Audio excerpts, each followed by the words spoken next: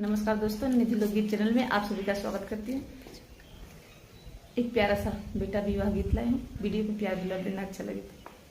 पातर राम पातर भैया लक्ष्मण चले हैं बनियावा दुकान। पातर राम पातर भैया लक्ष्मण चले हैं बनियावा दुकान। किया तू ले बराम खैरा सो परिया, किया ले बेलरी के पात, किया राम ले बतो खैरा सो परिया, किया ले बेलरी के पात।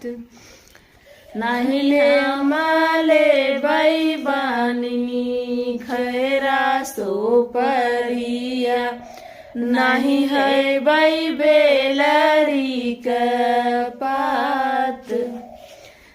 हम तले बैबानी सुहग से नूरवा, सीता बियाहन हम जाब।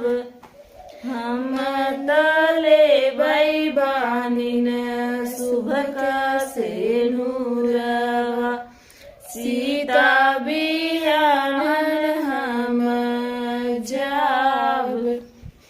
सुभक से नूरवा हानिन बनऊ न पवली, दाएं बाएं बोलै लागे काग।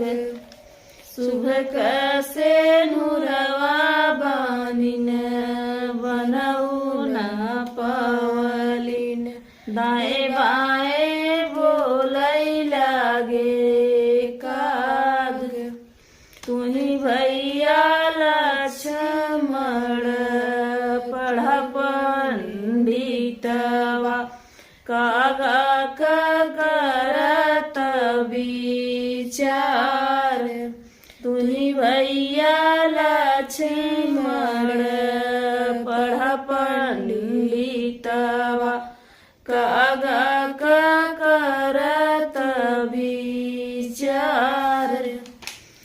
धन भला पैब दहेज भला पैब, सीता पैब दुई जी के चाँद।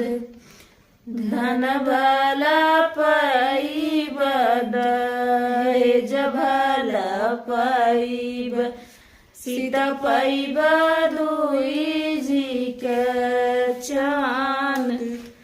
सीता बियाही जब घर के लौटबा, उनके लिखा बनवास।